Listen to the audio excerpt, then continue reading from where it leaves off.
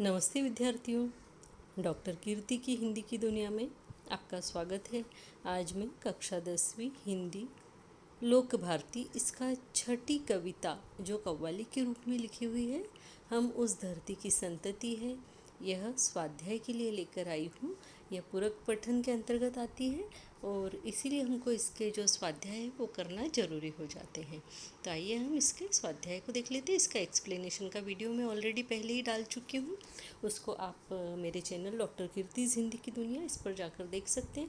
विद्यार्थियों, स्वाध्याय शुरू करने के पहले मैं आपसे एक बात बोलना चाहती हूँ कि मेरा चैनल देखने के बाद में, वीडियो देखने के बाद में ऐसे ही आगे मत बढ़ जाइए, बल्कि चैनल को सब्सक्राइब ज़रूर कीजिए और अपने फ्रेंड्स के साथ में शेयर कीजिए। मिल बांट कर पढ़िए, क्योंकि मिल बांट कर पढ़ने से ज्ञान बढ़ता है। आइए स्वाध्याय को शुरू कर देते हैं, लेकिन चैनल को सब्सक्राइब करना, लाइक करना, शेयर करना न भूलिए।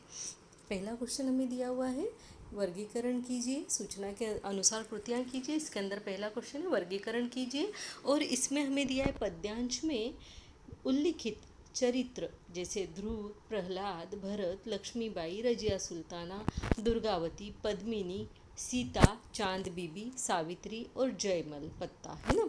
ये जो है कौन से कैरेक्टर है, कौन से चरित्र है, ऐतिहासिक चरित्र है या पौराणिक चरित्र है। अब ऐतिहासिक चरित्र जो हमारे देश के इतिहास में जिनके नामों को हम पढ़ते हैं ना, उनको हम ऐतिहासिक चरित्र बोलते हैं। और पौराणिक चरित्र ऐसे होते हैं जो हमारे जो ग्रंथ होते हैं, जो धर्म ग्रंथ होते हैं, उनके अंदर उनके नाम होते हैं, उन्हें हम पौराणिक कहते हैं। तो आइए देखते हैं, ऐतिहासिक के अंतर्गत आ जाते हैं दुर्गावती, रजिया सुल्ताना, और रजिया सुल्ताना एक ही नाम है ना।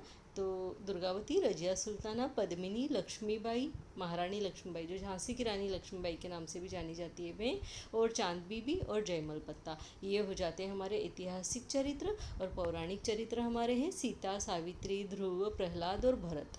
आइए नेक्स्ट क्वेश्चन को हम लोग देख लेते हैं। विशेषताओं के आधार पर पहचानिए, भारत माता के रथ के 2 पहिए थे। इसमें हमको विशेषताएं बताई गई है ना। कौन सी की पूरी जब हम कव्वाली पढ़ते हैं उसमें हमें बताया गया है कि जब वो लड़के और लड़कियां दोनों आपस में लड़ते हैं, एक दूसरे को बढ़ चढ़कर बताते हैं एक दूसरे से, पर अंत में दोनों हार जाते हैं और सोचते हैं कि इस लड़ाई में क्या रखा हुआ है, बल्कि लड़का और लड़की तो भारत माता के रथ के 2 पहिए हैं ना।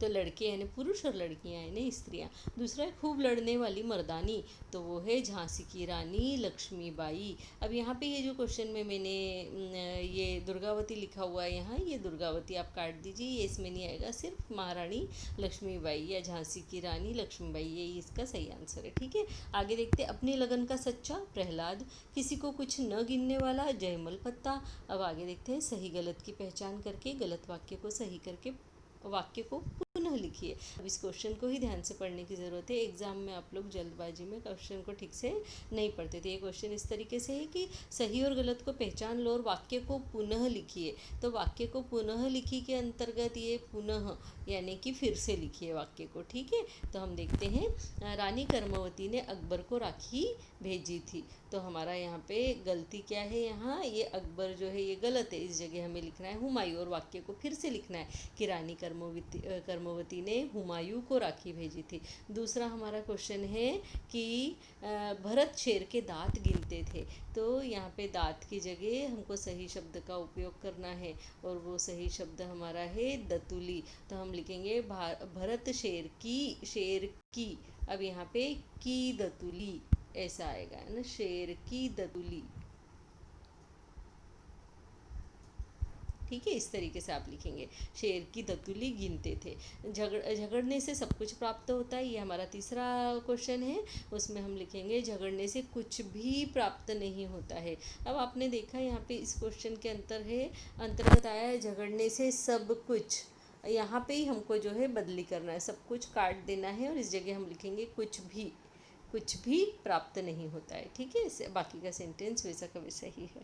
प्राप्त के बाद में आपको प्राप्त के बाद में भी यहाँ जो है नहीं लिखना है, प्राप्त वैसा का वैसे ही रहेगा, उसके आगे नहीं लिखेंगे। ठीक है, आगे देखते हैं। ध्रुव आकाश में खेले थे, तो ध्रुव जो है मिट्टी में खेले थे, ये आ जाएगा, आकाश की जगह मिट्टी। कविता से प्राप्त संदेश लिखिए, ये हमारा आखिरी क्वेश्चन है। इसके अंदर देखते हैं क्या लिखना है। तो हम लिख सकते हैं कि यह कविता हम उस धरती की संतति है, जिसे कि उमाकांत मालवीय जी ने लिखा है। यह कविता एक कव्वाली के रूप में लिखी गई है। इसमें लड़के और लड़कियां दोनों अपने आप को एक दूसरे से श्रेष्ठ बताने की कोशिश करते हैं। लड़के शूरवीरों के और लड़कियां वीरांगनाओं की बातों और उनके द्वारा किए गए सारे पराक्रम को शौर्य के रूप में एक दूसरे को बताकर जवाब देते हैं। परंतु अंत में दोनों ही महसूस करते हैं कि लड़ाई झगड़े में कुछ नहीं रखा है, क्योंकि स्त्री और पुरुष भारत माता के रथ के दो पहियों के समान हैं, जिसमें दोनों पहियों का होना जरूरी है। इसलिए कोई भी छोटा या बड़ा नहीं है। तो यहाँ हमें मुख्य रूप से ये इम्पोर्टेंट चीज़ें जो हमें ध्यान रखना है कि यहाँ हमें इस कविता के द्वारा स्त्री पुरुष समानता का संदेश मिलता है। यानी स्त्री पुरुष समानता उस समय से लोग धीरे धीरे मानने लगे थे। तो हमको ये कविता पढ़ने के बाद में जो मुख्य संदेश मिल रहा है वो है कि स्त्री और पुरुष दोनों भारत माता के रथ के जो है दो पहिए हैं, और यहाँ हमें स्त्री पुरुष समानता का संदेश मिल रहा है। ये लिखना आपको बहुत ज़रूरी है। तो विद्यार्थियों, आपको हम उस धरती की संतति है इस कव्वाली का जो स्वाध्याय खूब अच्छे से समझ में आ गया होगा, ये मैं उम्मीद करती हूँ आपसे। और अगर कोई भी प्रॉब्लम हो तो आप मुझे कमेंट बॉक्स में लिखकर पूछ सकते हैं। मेरे चैनल को लाइक, सब्सक्राइब और शेयर करना ना भूलें। शेयर करके पढ़ाई कीजिए। शेयर करके पढ़ने से ज्ञान बढ़ता है, कभी भी कम नहीं होता, इस बात को ध्यान रखिए। तो आइए अब अगला जो भी मैं अपना वीडियो डालूँगी उसके लिए इंतज़ार कीजिए।